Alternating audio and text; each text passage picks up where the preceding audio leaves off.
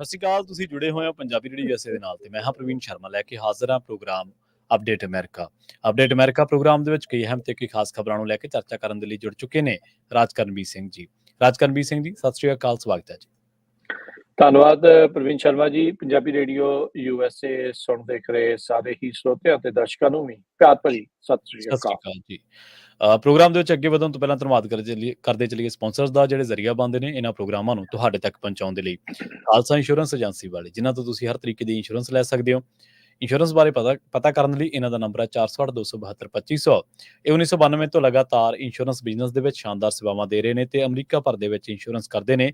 Obama care, Medicare ਜਾਂ ਫਿਰ covered California ਬਾਬਤ ਪਾਲਿਸੀ ਕਰਵਾਉਣ ਦੇ ਲਈ, ਸਲਾਹ ਲੈਣ ਦੇ ਲਈ ਅੱਜ ਹੀ ਕਾਲ ਕਰੋ 408-272-2500 ਤੇ। ਟਰਕੀਅਨ ਇਮੀਗ੍ਰੇਸ਼ਨ ਲਾ ਫਰਮ ਵਾਲੇ ਜੇ ਟਰਕੀਅਨ ਅਟਾਰਨੀ ਟਰਕੀਅਨ ਦੇ ਨਾਲ ਤੁਸੀਂ US ਇਮੀਗ੍ਰੇਸ਼ਨ ਬਾਬਤ ਕੋਈ ਵੀ ਸਲਾਹ ਕਰਨੀ ਹੈ, ਕੋਈ ਵੀ ਸਵਾਲ ਪੁੱਛਣਾ ਤੇ ਇਹਨਾਂ ਦਾ ਨੰਬਰ ਹੈ 415-909-0503। Manjeet Singh Kular, Avtar Singh Manzil Clovis, Satnam Singh Sanipurewal, Amarjit Singh Dusanjh Yuba City, Lakhbir Singh Samra Texas, Gurmel Singh Liddar Bakersfield, Amarjit Singh Stockton, Sarabjit Singh Toor New Jersey, Harnek Singh Pawla Washington Renton, H&M oil ਵਾਲੇ Ontario, Harjit Singh Lathrop, Gurmel Singh Balbir Kaur Bassi Elk Grove, Shamsher Singh Dhillon New York, Grewal travel ਵਾਲੇ ਯੂਬਾ ਸਿਟੀ ਤੇ ਊੜਾ ਡੈਟ ਰਿਲੀਫ ਵਾਲੇ ਨਿਰਮਲ ਮਾਨ। ਜੇਕਰ ਬੈਂਕਰਪਸੀ ਤੋਂ ਬਚਣਾ ਚਾਹੁੰਦੇ ਹੋ, ਕਰਜ਼ੇ ਦੇ ਜੰਜਾਲ ਤੋਂ ਬਚਣਾ ਚਾਹੁੰਦੇ ਹੋ ਤਾਂ ਕਾਲ ਕਰੋ 1-888-888-9914 ਦੇ ਉੱਤੇ। ਇਹਨਾਂ ਸਾਰੇ ਹੀ ਸਪਾਂਸਰਸ ਦਾ ਬਹੁਤ-ਬਹੁਤ ਧੰਨਵਾਦ। ਤੇ ਜੇਕਰ ਤੁਸੀਂ ਵੀ ਪੰਜਾਬੀ ਰੇਡੀਓ USA ਦੇ ਇਹਨਾਂ ਪ੍ਰੋਗਰਾਮਾਂ ਨੂੰ ਸਪਾਂਸਰ ਕਰਨਾ ਚਾਹੁੰਦੇ ਹੋ ਤਾਂ ਸਟੂਡੀਓ ਦਾ ਨੰਬਰ ਹੈ 408-272-5200। ਅੱਜ ਦਾ ਇੱਕ ਅਪਡੇਟ ਅਮਰੀਕਾ ਪ੍ਰੋਗਰਾਮ ਸਤੰਬਰ ਦੀ 20 ਤਰੀਕ ਦਾ ਪ੍ਰੋਗਰਾਮ ਹੈ ਤੇ ਦਿਨ ਅੱਜ ਸ਼ੁੱਕਰਵਾਰ ਹੈ ਜੀ। ਜੀ ਬਿਲਕੁਲ। ਤੇ ਪ੍ਰਵੀਨ ਜੀ, ਖਬਰਾਂ ਦਾ ਸਿਲਸਿਲਾ ਸ਼ੁਰੂ ਕਰਦੇ ਜਾਈਏ। ਹਜ਼ਬੁੱਲਾ ਦੇ ਜਿਹੜੇ ਕਮਾਂਡਰਸ ਦੀ ਇੱਕ ਹੋਰ ਦੀ ਮੌਤ ਦੀ ਜਿਹੜੀ ਖਬਰ ਸਾਹਮਣੇ ਆ ਰਹੀ ਆ। ਇਜ਼ਰਾਈਲ ਨੇ ਜ਼ਿੰਮੇਵਾਰੀ ਜਿਹੜੀ ਉਹ ਲਈ ਹੈ, ਕਹਿੰਦੇ ਵੀ ਅਸੀਂ ਉਸ ਨੂੰ ਬੈਰੂਤ ਦੀ ਜਿਹੜੀ ਇੱਕ ਹਮਲੇ ਦੇ ਵਿੱਚ ਮਾਰ ਮੁਕਾਇਆ ਹੈਗਾ ਆ। ਇਬਰਾਹਿਮ ਅਕੀਲ ਕਰਕੇ ਨਾਮ ਦਾ ਇਹ ਹਜ਼ਬੁੱਲਾ ਦਾ ਕਮਾਂਡਰ ਕਹਿੰਦੇ ਵੀ ਮਿਲਟਰੀ ਦਾ ਕਮਾਂਡਰ ਸੀਗਾ। ਸਦਰਨ ਸਬਅਰਬ ਲੈਬਨੀਜ਼ ਦੀ ਜਿਹੜੀ ਰਾਜਧਾਨੀ ਬੇਰੂਟ ਆ, ਜੋ ਕਿ ਹਜ਼ਬੁੱਲਾ ਦਾ ਸਟਰੋਂਗ ਹੋਲਡ ਮੰਨਿਆ ਜਾਂਦਾ ਆ, ਉੱਥੇ ਇਸ ਦੀ ਮੌਤ ਹੋਈ ਆ। ਇਸ ਟਾਰਗੇਟਡ ਸਟ੍ਰਾਈਕ ਦੇ ਵਿੱਚ ਇਜ਼ਰਾਈਲ ਦੇ ਮੁਤਾਬਕ 9 ਜਣਿਆਂ ਦੀ ਕੁੱਲ ਮੌਤਾਂ ਹੋਈਆਂ। 60 ਤੋਂ ਵੱਧ ਜਿਹੜੇ ਇਸ ਦੇ ਵਿੱਚ ਜ਼ਖਮੀ ਹੋਏ ਦੱਸੇ ਜਾਂਦੇ ਆ। ਲਬਨਾਨ ਦੇ ਵਿੱਚ ਬੀਤੇ ਦਿਨਾਂ 'ਚ ਸਭ ਨੂੰ ਯਾਦ ਹੋਣਾ ਆ ਤੇ ਸਭ ਨੇ ਦੇਖਿਆ ਹੋਣਾ ਵੀ ਕਿਸ ਤਰੀਕੇ ਦੇ ਨਾਲ ਜਿਹੜੇ ਪੇਜਰਸ ਦੇ ਵਿੱਚ ਬਲਾਸਟ ਦੇ ਨਾਲ ਨਵੇਂ ਤਰੀਕੇ ਦੀ ਇੱਕ ਚੀਜ਼ ਜਿਹੜੀ ਉਹ ਸਾਹਮਣੇ ਆਈ ਸੀ ਵੀ ਵਾਕੀ ਟਾਕੀ ਤੇ ਪੇਜਰਸ ਨੂੰ ਵੀ ਕਿੱਦਾਂ ਉਹਨਾਂ ਨੇ ਬੰਬ ਦੇ ਰੂਪ ਦੇ ਵਿੱਚ ਜਿਹੜਾ ਉਹ ਵਰਤਿਆ ਸੀ, ਜਿਸ ਦੇ ਵਿੱਚ ਦਰਜਨਾਂ ਹੀ ਜਿਹੜੇ ਆ ਉਹ ਮਾਰੇ ਗਏ ਸੀਗੇ ਤੇ ਕਈ ਹਜ਼ਾਰ ਜਿਹੜੇ ਲੋਕ ਉਸ ਦੇ ਵਿੱਚ ਫੱਟੜ ਹੋ ਗਏ ਸੀਗੇ। ਸੋ ਪਿਛਲੇ ਕਈ ਦਹਾਕਿਆਂ ਤੋਂ ਇਜ਼ਰਾਈਲ ਤੇ ਹਜ਼ਬੁੱਲਾ ਦੇ ਦਰਮਿਆਨ ਆਪਾਂ ਨੂੰ ਪਤਾ ਹੀ ਆ ਵੀ ਲੜਾਈ ਜਿਹੜੀ ਉਹ ਚੱਲ ਰਹੀ ਆ। ਬੀਤੇ ਅਕਤੂਬਰ ਮਹੀਨੇ ਤੋਂ ਹੀ 7 ਅਕਤੂਬਰ ਤੋਂ ਬਾਅਦ ਜਦੋਂ ਤੋਂ ਹਮਾਸ ਨੇ ਹਮਲਾ ਕੀਤਾ ਸੀਗਾ ਇਜ਼ਰਾਈਲ ਦੇ ਉੱਤੇ, ਉਸ ਤੋਂ ਬਾਅਦ ਦੇ ਵਿੱਚ ਉੱਥੇ ਜਿਹੜੀ ਲੜਾਈ ਆ ਗਾਜ਼ਾ ਪੱਟੀ ਦੇ ਵਿੱਚ ਚੱਲਦੀ ਜਿਹੜੀ ਉਹ ਆ ਰਹੀ ਆ। ਤੇ ਹੁਣ ਇਜ਼ਰਾਈਲ ਨੇ ਆਪਣਾ ਰੁਖ ਹਜ਼ਬੁੱਲਾ ਦੇ ਵੱਲ ਨੂੰ ਵੀ ਹੋਰ ਸਖਤ ਜਿਹੜਾ ਉਹ ਕੀਤਾ ਆ। ਸੋ ਇਬਰਾਹਿਮ ਅਕੀਲ ਨਾਂ ਦਾ ਇੱਕ ਸੀਨੀਅਰ ਹਜ਼ਬੁੱਲਾ ਦਾ ਜਿਹੜਾ ਲੜਾਕੂ ਕਹਿ ਲਓ, ਖਾੜਕੂ ਕਹਿ ਲਓ, ਉਹਨਾਂ ਦਾ ਲੀਡਰ ਜਿਹੜਾ ਸੀਗਾ, ਮਿਲਟਰੀ ਲੀਡਰ ਸੀਗਾ, ਉਸ ਦੀ ਜਿਹੜੀ ਉਹ ਮੌਤ ਹੋਈ ਆ। ਇਸ ਦੇ ਨਾਲ ਜਿਹੜੀਆਂ 2 ਰੈਜ਼ੀਡੈਂਸ਼ੀਅਲ ਬਿਲਡਿੰਗ ਆ ਉਹ ਵੀ ਉੱਥੇ ਢਹਿ ਗਈਆਂ ਨੇ ਇਸ ਹਮਲੇ ਤੋਂ ਬਾਅਦ ਦੇ ਵਿੱਚ। ਲੈਬਨੀਜ਼ ਜਿਹੜੀ ਹੈਲਥ ਮਿਨਿਸਟਰੀ ਆ, ਉਹਨਾਂ ਨੇ 9 ਜਾਣਿਆਂ ਦੇ ਮਾਰੇ ਜਾਣ ਦੀ ਜਿਹੜੀ ਪੁਸ਼ਟੀ ਆ ਹੁਣ ਤੱਕ ਕੀਤੀ ਆ। ਦੱਸਦੇ ਜਾਈਏ ਵੀ ਇਬਰਾਹਿਮ ਅਕੀਲ ਹੈ ਕੌਣ ਸੀ। US ਦੇ ਦੁਆਰਾ ਇਬਰਾਹਿਮ ਅਕੀਲ ਦੇ ਉੱਤੇ 1983 ਦੇ ਵਿੱਚ ਜਿਹੜਾ ਐਮਬੈਸੀ 'ਚ ਹਮਲਾ ਹੋਇਆ ਸੀ, ਜਿਸ ਵਿੱਚ 63 ਜਾਣੇ ਮਾਰੇ ਗਏ ਸੀਗੇ, ਉਹਦੇ ਵਿੱਚ ਇਸ ਨੂੰ ਦੋਸ਼ੀ ਜਿਹੜਾ ਆ ਉਹ ਮੰਨਿਆ ਜਾਂਦਾ ਹੈਗਾ ਆ। ਬੇਰੂਟ ਮਰੀਨ ਬੈਰੈਕਸ ਦੇ ਵਿੱਚ ਵੀ ਹਜ਼ਬੁੱਲਾ ਦੀ ਦੁਆਰਾ ਜਿਹੜੀ ਬੌਂਬਿੰਗ ਕੀਤੀ ਗਈ ਸੀ, ਇਸ ਨੂੰ ਸੂਤਰਧਾਰ ਮੰਨਿਆ ਜਾਂਦਾ ਹੈ, ਜਿਸ ਦੇ ਵਿੱਚ 241 US ਦੇ ਜਿਹੜੇ ਫੌਜੀ ਆ ਉਹਨਾਂ ਦੀ ਉਸੇ ਹੀ ਸਾਲ ਦੇ ਵਿੱਚ 83 'ਚ ਮੌਤ ਹੋਈ ਸੀਗੀ। ਸੋ ਜਸਟਿਸ ਡਿਪਾਰਟਮੈਂਟ ਦੇ ਦੁਆਰਾ ਇਸ ਦੇ ਉੱਤੇ ਮਿਲੀਅਨਸ ਆਫ ਡਾਲਰ ਦਾ ਇਨਾਮ ਜਿਹੜਾ ਆ ਉਹ ਰੱਖਿਆ ਗਿਆ ਸੀਗਾ। ਸੋ 1983 ਦੇ ਹਮਲਿਆਂ ਦੇ ਵਿੱਚ ਮੁੱਖ ਸਰਗਨਾ ਸੀ, ਮੁੱਖ ਇਹ ਕਹਿ ਲਓ ਵੀ ਸੂਤਰਧਾਰ ਸੀਗਾ, ਜਿਸ ਨੇ ਉਸ ਟਾਈਮ ਦੇ ਉੱਤੇ ਜਿਹੜੇ ਉਹ ਹਮਲੇ ਕੀਤੇ ਸੀ। ਤੇ ਇਜ਼ਰਾਈਲੀ ਡਿਫੈਂਸ ਮਿਨਿਸਟਰ ਨੇ ਜਿਹੜਾ ਉਹ ਇਜ਼ਰਾਈਲੀ ਡਿਫੈਂਸ ਫੋਰਸਿਸ ਨੇ ਜਿਹੜੀ ਇਸ ਦੀ ਪੁਸ਼ਟੀ ਕੀਤੀ ਆ। ਵਾਈਟ ਹਾਊਸ ਨੇ ਜਿਹੜਾ ਕਿਹਾ ਵੀ ਸਾਨੂੰ ਇਸ ਦੇ ਬਾਰੇ ਕੋਈ ਐਡਵਾਂਸ ਦੇ ਵਿੱਚ ਨੋਟਿਸ ਨਹੀਂ ਸੀ ਦਿੱਤਾ ਗਿਆ। ਸੋ ਇਹ ਹੁਣ ਅਮਰੀਕਾ ਤੋਂ ਬਾਹਰ ਜਾ ਕੇ ਸਿੱਧਾ ਡਾਇਰੈਕਟਲੀ ਇਹ ਹੁਣ ਇਨਵੋਲਵ ਕਰ ਰਹੇ ਆ, ਸਿੱਧਾ ਜਿਹੜਾ ਉਹ ਹਮਲੇ ਕਰ ਰਹੇ ਆ। ਇਸ ਦੇ ਵਿੱਚ ਇੱਥੋਂ ਇਹ ਵੀ ਪਤਾ ਲੱਗਦਾ ਆ ਪ੍ਰਵੀਨ ਜੀ ਵੀ ਅਮਰੀਕਾ ਤੇ ਇਜ਼ਰਾਈਲ ਦੇ ਰਿਸ਼ਤਿਆਂ ਦੇ ਵਿੱਚ ਵੀ ਜਿਹੜਾ ਕੁਛ ਫਰਕ ਹੈਗਾ ਆ, ਤੇ ਜਿਹੜਾ ਬੀਬੀ ਆ ਨਿਤਨਿਆਹੂ ਆ, ਉਹ ਜਿਹੜੇ ਇੱਥੇ ਦੇ ਵਾਈਟ ਹਾਊਸ ਵਾਲੇ ਬਾਈਡਨ ਆ, ਉਹਨਾਂ ਦੇ ਨਾਲ ਪੂਰੇ ਤਾਲਮੇਲ 'ਚ ਨਹੀਂ ਹੈਗਾ। ਜੀ, ਬਿਲਕੁਲ।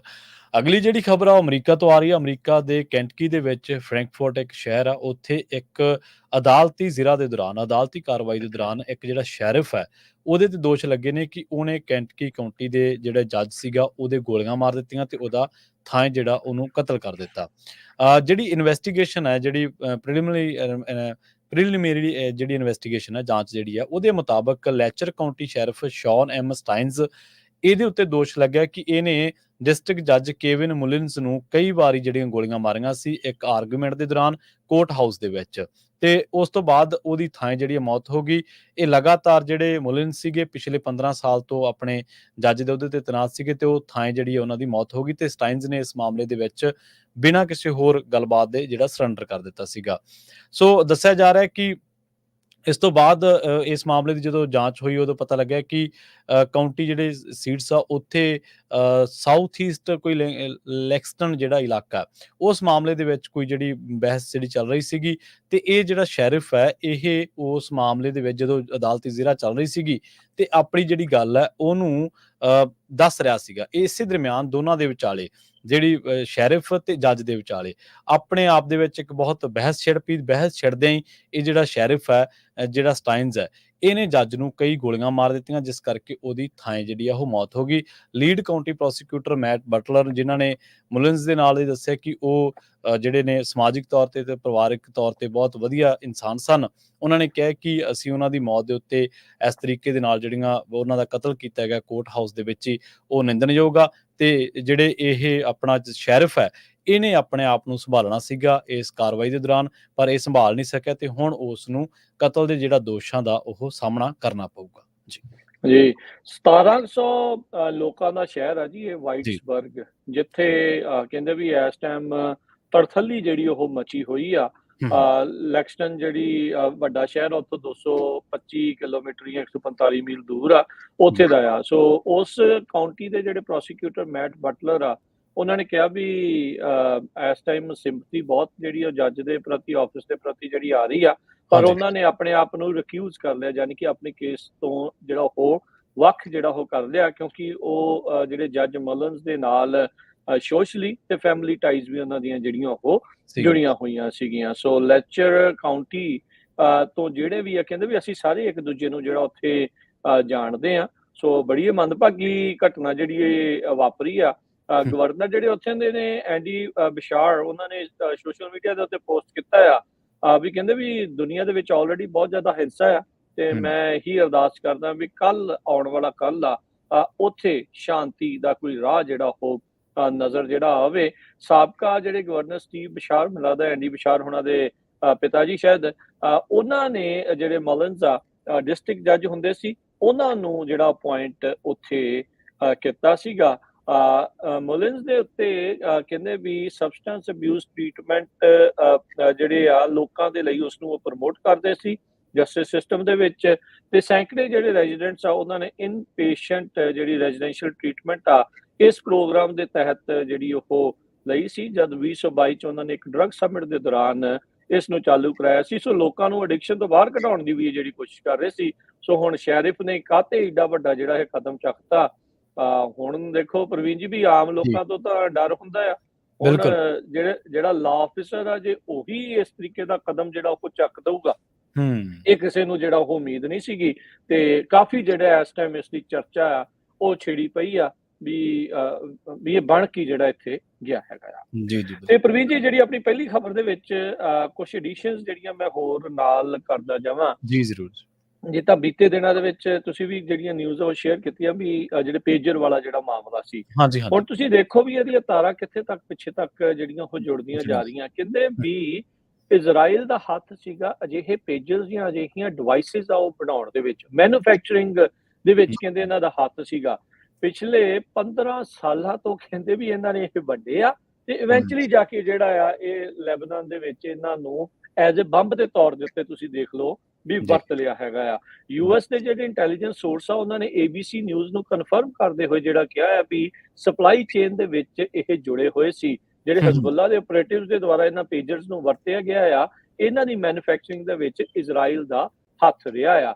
CIA ਕਹਿੰਦੇ ਵੀ ਅਜਿਹੀ ਜਿਹੜੀ ਟੈਕਨੀਕ ਆ ਉਸ ਨੂੰ ਇੰਪਲਾਈ ਕਰਨ ਤੋਂ, ਟੈਕਟਿਕ ਕਰਨ ਤੋਂ ਜਿਹੜਾ ਰਿਲੈਕਟੈਂਟ ਆ, ਉਹਨਾਂ ਨੂੰ ਇਹ ਸੀਗਾ ਵੀ ਬਾਕੀ ਆਮ ਦੂਜੇ ਲੋਕਾਂ ਦੀ ਜਿਹੜੀ ਇਨੋਸੈਂਸ ਆ ਉਹਨਾਂ ਨੂੰ ਰਿਸਕ ਜਿਹੜਾ ਇਸ ਦੇ ਵਿੱਚ ਬਹੁਤ ਜ਼ਿਆਦਾ ਵੱਧ ਜਾਣਾ ਹੈਗਾ ਆ। ਸੋ ਇਹ ਸਾਰਾ ਕੁਝ ਦੇਖੋ ਚੱਲ ਰਿਹਾ ਆ ਤੇ ਦੇਖੋ ਵੀ ਬਹੁਤ ਹੀ ਜ਼ਿਆਦਾ ਇਹਨਾਂ ਨੇ ਇਤਮਾਨਾਨ ਦੇ ਨਾਲ ਪ੍ਰਵੀਨ ਜੀ ਜੀ, ਜੀ, ਸਮਾਂ ਬਿਲਕੁਲ। ਲਾ ਕੇ ਕਿੰਨੇ ਸਾਲਾਂ ਤੱਕ ਪਹਿਲਾਂ ਉਹਨਾਂ ਨੂੰ ਉਸ ਦੇ ਆਦੀ ਬਣਾਇਆ ਤੇ ਉਸ ਹੂੰ, ਤੋਂ ਹੂੰ, ਬਾਅਦ ਦੇ ਵਿੱਚ ਉਸ ਨੂੰ ਰਿਮੋਟਲੀ ਟ੍ਰਿਗਰ ਕਰਕੇ ਜਿਹੜਾ ਆ ਉਹ ਬਲਾਸਟ ਇਸ ਦੇ ਵਿੱਚ ਕਰ ਦਿੱਤਾ। 1 ਤੋਂ 2 ਆਉਂਸ ਸਿਰਫ ਐਕਸਪਲੋਸਿਵ ਹਰ ਇੱਕ ਡਿਵਾਈਸ ਦੇ ਵਿੱਚ ਉਹਨਾਂ ਨੇ ਪਾਇਆ ਹੋਇਆ ਸੀ, ਜਿਸ ਨੂੰ ਰਿਮੋਟ ਟ੍ਰਿਗਰ ਜਿਹੜਾ ਆ ਉਹ ਕੀਤਾ ਜਾ ਸਕਦਾ ਸੀ। ਸੋ ਇੱਥੋਂ ਇਹ ਵੀ ਪਤਾ ਲੱਗਦਾ ਆ ਵੀ ਜੀ, ਜੇ ਤੁਸੀਂ ਦੇਖੋ ਵੀ ਜੇ ਉਹਦੇ ਵਿੱਚ ਉਹਨਾਂ ਨੇ ਬਲਾਸਟ ਮਟੀਰੀਅਲ ਪਾਇਆ ਆ ਤੇ ਇਹਦਾ ਮਤਲਬ ਸੁਣਦੇ ਵੀ ਹੋਣਗੇ।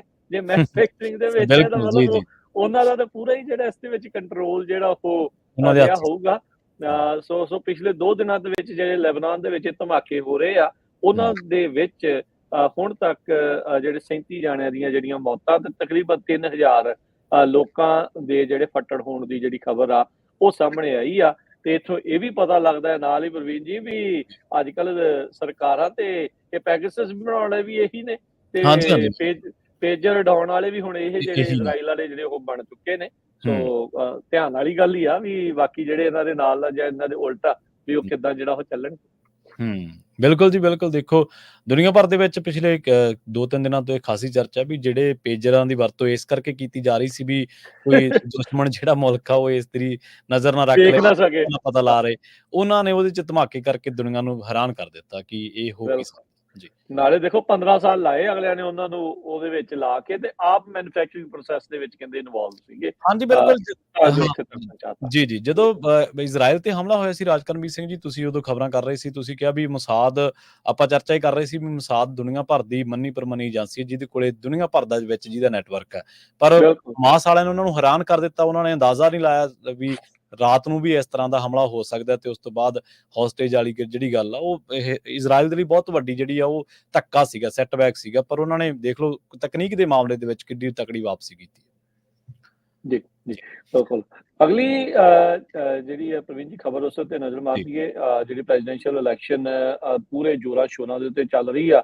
ਇਸ ਤੋਂ ਪਹਿਲਾਂ ਨਿਊਜ਼ ਵੱਲ ਜਾਈਏ ਤੇ ਸਾਰਿਆਂ ਨੂੰ ਕਹਿੰਦੇ ਆ ਵੀ ਭਾਈ ਜਿਹੜੇ ਤੁਸੀਂ ਅਮਰੀਕਾ ਦੇ ਸਿਟੀਜ਼ਨ ਹੋ, 18 ਤੋਂ ਉੱਤੇ ਆ, ਤੁਸੀਂ ਐਲੀਜੀਬਲ ਆ ਵੋਟ ਪਾਉਣ ਦੇ ਲਈ, ਤਾਂ ਆਪਣੀ ਵੋਟ ਰਜਿਸਟਰ ਕਰਕੇ ਜਿਹੜੀ ਵੀ ਤੁਹਾਡੀ ਪਾਰਟੀ ਤੁਹਾਡੀ ਪਸੰਦ ਦੀ ਆ ਉਹਦੇ ਹਿਸਾਬ ਨਾਲ ਤੁਸੀਂ ਆਪਣੇ ਉਸ ਕੈਂਡੀਡੇਟ ਨੂੰ ਵੋਟ ਪਾ ਸਕਦੇ ਆ। ਉਧਰ ਟਰੰਪ ਹੋਣਾ ਨੇ ਜਿਹੜੇ ਜੂਇਸ਼ ਵੋਟਰ ਆ, ਯਹੂਦੀ ਵੋਟਰਸ ਆ, ਉਹਨਾਂ ਦੇ ਉੱਤੇ ਕਹਿ ਲਓ ਵੀ ਉਹਨਾਂ ਪ੍ਰਤੀ ਬਿਆਨ ਦਿੱਤਾ ਆ। ਕਹਿੰਦੇ ਵੀ ਜੇ ਉਹ ਇਲੈਕਸ਼ਨ ਹਾਰਦੇ ਆ ਤਾਂ ਉਸ ਦੇ ਵਿੱਚ ਜੂਇਸ਼ ਵੋਟਰ ਦਾ, ਯਹੂਦੀ ਵੋਟਰ ਦਾ ਜਿਹੜਾ ਉਹ ਕਸੂਰ ਹੋਵੇਗਾ। ਇਜ਼ਰਾਈਲੀ ਅਮਰੀਕਨ ਕੌਂਸਲ ਦੇ ਮੰਚ ਤੋਂ ਜਿਹੜੇ ਆ ਪ੍ਰੈਜ਼ੀਡੈਂਟ ਟਰੰਪ ਆ ਉਹਨਾਂ ਨੇ ਸੰਬੋਧਨ ਜਿਹੜਾ ਉਹ ਕੀਤਾ ਹੈਗਾ ਆ। ਉਧਰ ਕਮਲਾ ਹੈਰਿਸ ਨੇ ਓਪਰਾ ਨਾਲ ਗੱਲਬਾਤ ਕਰਦੇ ਹੋਏ ਕਿਹਾ ਵੀ ਜੇ ਕੋਈ ਇੰਟਰੂਡਰ ਉਹਦੇ ਘਰ ਦੇ ਵਿੱਚ ਆਉਂਦਾ ਆ ਤਾਂ ਉਹਨੇ ਥੋੜੇ ਦਿਨ ਪਹਿਲਾਂ ਕਿਹਾ ਸੀਗਾ ਵੀ ਉਹ ਗਨ ਓਨਰ ਆ ਤਾਂ ਉਹ ਉਸ ਨੂੰ ਮਾਰ ਦੇਵੇਗੀ, ਵੀ ਉਸ ਨੂੰ ਉਹ ਸ਼ੂਟ ਕਰ ਦੇਵੇਗੀ। ਗਨ ਵਾਇਲੈਂਸ ਨੂੰ ਐਡਰੈਸ ਕਰਦੇ ਹੋਏ ਉਸਨੇ ਜਿਹੜਾ ਆਪਣਾ ਇਹ ਬਿਆਨ ਦਿੱਤਾ। Caste of living, reproductive rights, immigration ਦੇ ਮਾਮਲੇ ਦੇ ਵਿੱਚ ਕੱਲ ਇਹ ਜਿਹੜੀ ਗੱਲਬਾਤ ਆ ਇਹ ਹੋਈ ਆ। ਯੂਨਾਈਟ ਫਾਰ ਅਮਰੀਕਾ ਦੇ ਮਾਮਲੇ ਦੇ ਵਿੱਚ ਮਿਸ਼ੀਗਨ ਦੇ ਵਿੱਚ ਇਹਨਾਂ ਨੇ ਲਾਈਵ ਸਟ੍ਰੀਮ ਇਸ ਨੂੰ ਕੀਤਾ ਸੀਗਾ। ਸੋ ਟਰੰਪ ਨੇ ਜਿਹੜਾ ਆ ਉਧਰ ਜੂਇਸ਼ ਅਮਰੀਕਨਸ ਨੂੰ ਉਹਨਾਂ ਦੇ ਮੋਢੇ ਦੇ ਉੱਤੇ ਜ਼ਿਆਦਾ ਭਾਰ ਜਿਹੜਾ ਆ ਉਹ ਸਿੱਟ ਦਿੱਤਾ। ਉਹ ਕਹਿੰਦੇ ਵੀ ਜੇ ਮੈਂ ਇਲੈਕਸ਼ਨ ਨਹੀਂ ਜਿੱਤਦਾ ਤਾਂ Jewish people will have a lot to do with that.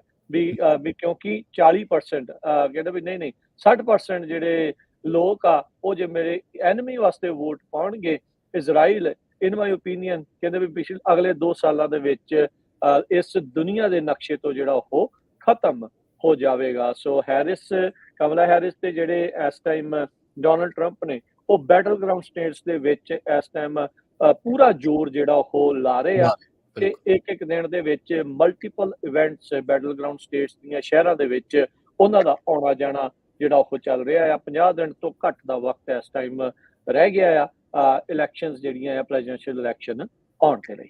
ਜੀ। ਅਗਲੀ ਖਬਰ ਦੇ ਵੱਲ ਵਧੀਏ ਤੇ ਗੱਲ ਕਰੀਏ ਗੁਆਂਢੀ ਮੁਲਕ ਮੈਕਸੀਕੋ ਦੀ। ਮੈਕਸੀਕੋ ਦੇ ਵਿੱਚ ਜਿਹੜੇ ਅਮਨ ਕਾਨੂੰਨ ਦੇ ਹਾਲਾਤ ਨੇ ਆਪਾਂ ਨੂੰ ਪਤਾ ਹੀ ਹੈ। ਮੈਕਸੀਕੋ ਦੇ ਵਿੱਚ ਵੱਖ-ਵੱਖ ਜਿਹੜੇ ਤਰ੍ਹਾਂ ਦੇ ਮਾਫੀਆਜ਼ ਨੇ, ਉਹ ਚਾਹੇ ਡਰੱਗ ਦਾ ਮਾਫੀਆ ਹੋਵੇ ਤੇ ਚਾਹੇ ਉਹ ਜਿਹੜਾ ਹਥਿਆਰਾਂ ਦਾ ਮਾਫੀਆ ਹੋਵੇ, ਉਹ ਸਰਗਰਮ ਨੇ। 43 ਸਟੂਡੈਂਟ ਮਿਸ ਨੇ ਉੱਥੇ ਪਿਛਲੇ 10 ਸਾਲਾਂ ਤੋਂ। ਸਤੰਬਰ 26 2014 ਨੂੰ ਜਿਹੜਾ ਇਹਨੂੰ 10 ਸਾਲ ਹੋ ਜਾਣਗੇ ਇਸ ਘਟਨਾ ਨੂੰ। ਕ੍ਰਿਸਟੀਅਨ ਰੋਡਰਿਗਜ਼ ਜਿਹੜਾ ਉਹਨਾਂ ਦੇ ਵਿੱਚ ਇੱਕ ਸੀਗਾ, ਤੇ ਹੁਣ 10 ਸਾਲਾਂ ਬਾਅਦ ਵੀ ਜਿਹੜੇ ਇਹਨਾਂ ਦੇ ਮਾਪੇ ਨੇ ਉਹ ਭਾਲ ਕਰ ਰਹੇ ਨੇ ਤੇ ਇਸ ਮਾਮਲੇ ਦੇ ਵਿੱਚ ਇਨਸਾਫ ਦੀ ਉਮੀਦ ਲਾ ਰਹੇ ਨੇ ਕਿ ਸ਼ਾਇਦ ਉਹ ਸਰਕਾਰਾਂ ਜਿਹੜੀਆਂ ਨੇ ਉਹ ਸਾਨੂੰ ਉਮੀਦ ਜਿਹੜੀ ਆ ਉਹ ਸਾਡੀ ਜਗਾਉਣਗੀਆਂ, ਸਾਡੀ ਤੋੜਨਗੀਆਂ ਨਹੀਂ, ਤੇ ਸਾਨੂੰ ਇਸ ਮਾਮਲੇ ਦੇ ਵਿੱਚ ਨਿਆਂ ਲੈ ਕੇ ਦੇਣਗੀਆਂ। 43 ਸਟੂਡੈਂਟਸ ਦੇ ਨਾਲ-ਨਾਲ ਪਿਛਲੇ 1 ਦਹਾਕੇ ਦੇ ਵਿੱਚ ਮੈਕਸੀਕੋ ਦੇ ਵਿੱਚ ਤਕਰੀਬਨ 1,15,000 ਲੋਕ ਜਿਹੜੇ ਨੇ ਉਹ ਮਿਸਿੰਗ ਨੇ, ਲਾਪਤਾ ਦੱਸੇ ਜਾਂਦੇ ਨੇ ਮੈਕਸੀਕੋ ਦੇ ਵਿੱਚ। ਉੱਥੇ ਜਿਹੜਾ ਦੱਸਿਆ ਜਾ ਰਿਹਾ ਕਿ ਹਿਊਮਨ ਰਾਈਟ ਜਿਹੜੇ ਐਕਟਿਵਿਸਟ ਨੇ ਉਹਨਾਂ ਦੇ ਵਿੱਚ ਉਹ ਵੀ ਨੇ, ਤੇ ਹੋਰ ਜਿਹੜੇ ਲੋਕ ਕਰਪਸ਼ਨ ਦੇ ਖਿਲਾਫ ਗੱਲਬਾਤ ਕਰਦੇ ਸੀ ਜਾਂ ਹੋਰ ਮਾਮਲਿਆਂ ਦੇ ਵਿੱਚ ਜਿਹੜੇ ਐਕਟਿਵ ਲੋਕ ਸੀ, ਉਹਨਾਂ ਨੂੰ ਲਗਾਤਾਰ ਉੱਥੋਂ ਜਿਹੜਾ ਲਾਪਤਾ ਕਰ ਦਿੱਤਾ ਗਿਆ। ਹੁਣ ਜਿਹੜੇ ਪ੍ਰੈਜ਼ੀਡੈਂਟ ਐਨਰਿਕ ਪੈਨਾ ਨੀਟੋ ਨੇ, ਉਹਨਾਂ ਨੇ ਇਹ ਗੱਲ ਕਹੀ ਹੈ, ਜਿਹੜੇ ਪਹਿਲਾਂ ਸੀਗੇ ਇਹਨਾਂ ਦੇ, ਮਾਫ਼ ਕਰਨਾ, ਕਿ ਇਹ ਜਿਹੜੇ ਲੋਕ ਨੇ ਜਿਹੜੇ ਵੱਖ-ਵੱਖ ਮਾਮਲਿਆਂ ਦੇ ਵਿੱਚ ਲਾਪਤਾ ਨੇ, ਇਹਨਾਂ ਨੂੰ ਅਟੈਕ ਕੀਤਾ ਗਿਆ ਵੱਖ-ਵੱਖ ਤਰ੍ਹਾਂ ਦੇ ਜਿਹੜੇ ਮਾਫੀਆਸ ਸੀ ਉਹਨਾਂ ਵੱਲੋਂ, ਤੇ ਡਰੱਗ ਕਾਰਟੇਲ ਜਿਨ੍ਹਾਂ ਦੇ ਵਿੱਚ ਆਉਂਦੇ ਨੇ ਜਾਂ ਹੋਰ, ਤੇ ਉਸ ਤੋਂ ਬਾਅਦ ਇਹਨਾਂ ਨੂੰ ਲਾਪਤਾ ਕਰ ਦਿੱਤਾ ਗਿਆ। ਤਾਂ ਜਾਂ ਇਹਨਾਂ ਦੀਆਂ ਜਿਹੜੀਆਂ ਬੋਡੀਜ਼ ਨੇ ਉਹਨਾਂ ਨੂੰ ਜਿਹੜੀਆਂ ਲਾਸ਼ਾਂ ਸੀਗੀਆਂ ਉਹਨਾਂ ਨੂੰ ਸਾੜ ਦਿੱਤਾ ਗਿਆ ਜਾਂ ਡੰਪ ਕਰ ਦਿੱਤਾ ਗਿਆ ਕਿਤੇ ਵੀ, ਮਤਲਬ ਉਹਨਾਂ ਦੀ ਜਿਹੜੀਆਂ ਉਸ ਤੋਂ ਬਾਅਦ ਜਿਹੜੀਆਂ ਹੱਡੀਆਂ ਸੀਗੀਆਂ ਉਹਨਾਂ ਨੂੰ ਦਰਿਆਵਾਂ ਦੇ ਵਿੱਚ ਰੋੜ ਦਿੱਤਾ ਗਿਆ। ਤਾਂ ਉਹ ਇੱਕ ਕਹਿੰਦੇ ਕਿ ਬਹੁਤ ਵੱਡੀ ਉਹਨਾਂ ਨੇ ਇੱਕ ਸਾਜ਼ਿਸ਼ ਕਹਿ ਲਓ ਜਾਂ ਬਹੁਤ ਵੱਡੀ ਕੌਂਸਪੀਰੇਸੀ ਵੱਲ ਵੀ ਇਸ਼ਾਰਾ ਕੀਤਾ ਸੀਗਾ। ਪਰ ਜਿਹੜਾ ਹੁਣ ਕਹਿੰਦੇ ਜਸਟਿਸ ਡਿਪਾਰਟਮੈਂਟ ਹੈ, ਜਿਹਦੇ ਵਿੱਚ ਇੰਟਰ ਅਮਰੀਕਨ ਕਮਿਸ਼ਨ ਵੀ ਹੈ ਹਿਊਮਨ ਰਾਈਟਸ ਦੇ ਉੱਤੇ, ਜਾਂ ਟਰੁਥ ਕਮਿਸ਼ਨ ਵੀ ਹੈ, ਉਹਨੇ ਇੱਕ ਜਿਹੜਾ ਇਨਵੈਸਟੀਗੇਸ਼ਨ ਇਸ ਮਾਮਲੇ ਦੇ ਵਿੱਚ ਸਟੂਡੈਂਟ ਦੇ ਲਾਪਤਾ ਹੋਣ ਦੇ ਮਾਮਲੇ ਦੇ ਵਿੱਚ ਜਿਹੜੀ ਉਹ ਸ਼ੁਰੂ ਕੀਤੀ ਸੀਗੀ।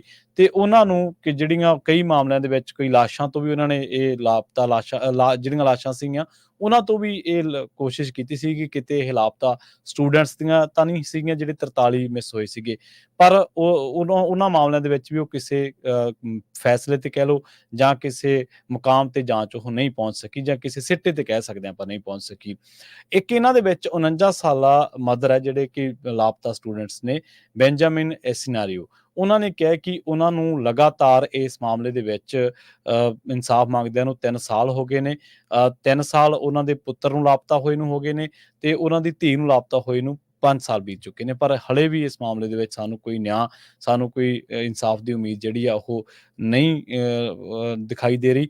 ਤੇ ਹਲੇ ਤੱਕ ਉਹ ਕਹਿੰਦੇ ਕਿ ਦਰਜਨਾਂ ਜਿਹੜੀਆਂ ਬੋਡੀਜ਼ ਨੇ ਉਹ ਮਿਲੀਆਂ ਨੇ, ਪਰ ਉਹਨਾਂ ਦੇ ਵਿੱਚੋਂ ਉਹਨਾਂ ਦੇ ਬੱਚਿਆਂ ਦੀ ਕੋਈ ਵੀ ਬੋਡੀ ਜਿਹੜੀ ਆ ਉਹ ਸ਼ਨਾਖਤ ਨਹੀਂ ਹੋ ਸਕੀ। ਸੋ ਮੈਕਸੀਕੋ ਦੇ ਵਿੱਚ ਆਪਾਂ ਦੇਖਦੇ ਹਾਂ ਕਿ ਅਮਨ ਕਾਨੂੰਨ ਦੀ ਹਾਲਤ ਨੂੰ ਲੈ ਕੇ ਵੱਖ-ਵੱਖ ਤਰ੍ਹਾਂ ਦੇ ਜਿਹੜੇ ਕਾਰਟੇਲ ਨੇ ਉੱਥੇ ਜਿਹੜੇ ਸਰਗਰਮ ਨੇ। ਟੈਕਸਲਾ ਦੇ ਵਿੱਚ ਜਿਹੜਾ ਉੱਥੋਂ ਦਾ ਇੱਕ ਟਾਊਨ ਹੈ ਮੈਕਸੀਕੋ ਦਾ, ਉੱਥੇ ਇਹਨਾਂ ਨੇ ਇੱਕ ਵਾਰ ਫਿਰ ਤੋਂ ਰੋਸ ਜਿਹੜੇ ਮੁਜ਼ਾਹਰੇ ਨੇ ਉਹ ਕੀਤੇ ਨੇ, ਤੇ ਉਹ ਕਹਿੰਦੇ ਕਿ ਹਲੇ ਵੀ ਅਸੀਂ ਜਿਹੜਾ 1 ਦਹਾਕੇ ਬਾਅਦ ਵੀ ਇਹਨਾਂ ਸਟੂਡੈਂਟਸ ਦੇ ਲਈ ਇਸ ਮਾਮਲੇ ਦੇ ਵਿੱਚ ਨਿਆਂ ਦੀ ਜਿਹੜੀ ਉਮੀਦ ਉਹ ਰੱਖਦੇ ਹਾਂ। ਜੀ, ਇੱਕ ਬ੍ਰੇਕ ਦਾ ਵਕਤ ਹੋ ਗਿਆ, ਬ੍ਰੇਕ ਲੈਂਦੇ ਹਾਂ। ਬ੍ਰੇਕ ਤੋਂ ਬਾਅਦ ਦੇ ਵਿੱਚ ਗੱਲਬਾਤ ਥੋੜ੍ਹੀ ਇਕੋਨਮੀ ਨੂੰ ਲੈ ਕੇ ਜਿਹੜੀ ਆ ਉਹ ਵੀ ਤੁਹਾਡੇ ਨਾਲ ਜਿਹੜੀ ਉਹ ਪੇਸ਼ ਕਰਦੇ ਵੀ ਕੀ ਕੁਛ ਉੱਧਰ ਚੱਲ ਰਿਹਾ। ਅਮਰੀਕਨ ਸਰਕਾਰ ਦੀ ਸ਼ਟਡਾਊਨ ਨੂੰ ਲੈ ਕੇ ਕੀ ਲੇਟੈਸਟ ਨਿਊਜ਼ ਆ ਉਹ ਵੀ ਆਪਾਂ ਸ਼ੇਅਰ ਕਰਾਂਗੇ। ਜੁੜੇ ਰਹੋ ਇੱਥੇ ਪੰਜਾਬੀ ਰੇਡੀਓ USA ਨਾਲ। ਇੱਕ ਬ੍ਰੇਕ ਤੋਂ ਬਾਅਦ ਮਿਲਦੇ ਹਾਂ। ਜੀ।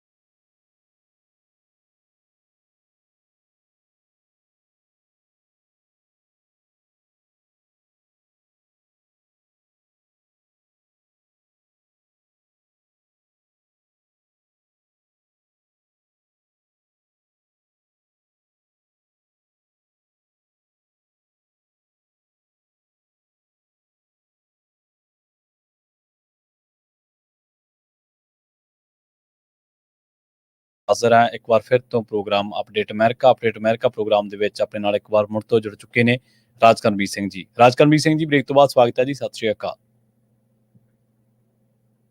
ਰਾਜਕਰਮਵੀਰ ਸਿੰਘ ਜੀ, ਤੁਹਾਡੀ ਆਵਾਜ਼ ਨਹੀਂ ਆ ਰਹੀ ਜੀ। ਪ੍ਰਵੀਨ ਜੀ, ਪੰਜਾਬੀ ਰੇਡੀਓ USA ਸੁਣ ਰਹੇ ਦੇਖ ਰਹੇ ਸਾਰੇ ਸਰੋਤਿਆਂ ਦਰਸ਼ਕਾਂ ਨੂੰ ਇੱਕ ਵਾਰੀ ਫੇਰ ਪਿਆਰ ਭਰੀ ਸਤਿ ਸ਼੍ਰੀ ਅਕਾਲ ਜੀ। ਸਤਿ ਸ਼੍ਰੀ ਅਕਾਲ ਜੀ। ਅਗਲੀ ਜਿਹੜੀਆਂ ਖਬਰਾਂ ਦੇ ਵੱਲ ਵਧੀਏ, ਸਰਕਾਰ ਸ਼ਟਡਾਊਨ ਹੋਣੀ ਹੈ ਜਾਂ ਨਹੀਂ, ਇਸ ਨੂੰ ਲੈ ਕੇ ਡਰਾਮਾ ਜਿਹੜਾ ਉਹ ਜ਼ੋਰਾਂ ਤੇ ਆ। ਕੱਲ ਜਿਹੜੇ ਹਾਊਸ ਦੇ ਸਪੀਕਰ ਆ ਮਾਈਕ ਜੌਨਸਨ, ਉਹਨਾਂ ਦੇ ਦੁਆਰਾ 6 ਮਹੀਨੇ ਦੇ ਲਈ ਸਰਕਾਰ ਨੂੰ ਚਾਲੂ ਰੱਖਣ ਵਾਲਾ ਜਿਹੜਾ ਬਿੱਲ ਆ ਉਹ ਫੇਲ ਹੋ ਗਿਆ ਸੀਗਾ। ਹੁਣ ਕਹਿੰਦੇ ਵੀ ਉਹਨਾਂ ਦਾ ਇੱਕ ਪਲਾਨ B ਚੱਲ ਰਿਹਾ, ਜਿਸ ਦੇ ਵਿੱਚ ਜਿਹੜੀ ਰਿਪਬਲਿਕਨ ਪਾਰਟੀ ਦੇ ਜਿਹੜੀ ਮੰਗ ਸੀਗੀ ਵੋਟਿੰਗ ਰਾਈਟਸ ਨੂੰ ਲੈ ਕੇ, voting proposal require proof of citizenship to vote, ਉਸ ਨੂੰ ਇਨਕਲੂਡ ਕੀਤੇ ਬਗੈਰ ਅਗਲੇ 3 ਮਹੀਨੇ ਦੇ ਲਈ ਸਰਕਾਰ ਨੂੰ ਚਾਲੂ ਰੱਖਣ ਵਾਲਾ ਇੱਕ ਡਰਾਫਟ ਆ ਉਹ ਸਾਹਮਣੇ ਆਇਆ ਹੈ। ਐਕਸੀਐਸ ਨਿਊਜ਼ ਜਿਹੜੀ ਇਹ ਰਿਪੋਰਟ ਕਰ ਰਹੀ ਹੈ ਵੀ ਕਹਿੰਦੇ ਵੀ ਉਹਨਾਂ ਦੇ ਹੱਥੇ ਇਸ ਡਰਾਫਟ ਦੀਆਂ ਬਾਰੇ ਜਿਹੜਾ ਉਹਨਾਂ ਨੂੰ ਪਤਾ ਲੱਗਾ ਆ, ਜਿਸ ਦੇ ਵਿੱਚ 3 ਮਹੀਨੇ ਦੀ ਫੰਡਿੰਗ ਦਾ ਜਿਹੜਾ ਇਹ ਬਿੱਲ ਹੋਊਗਾ।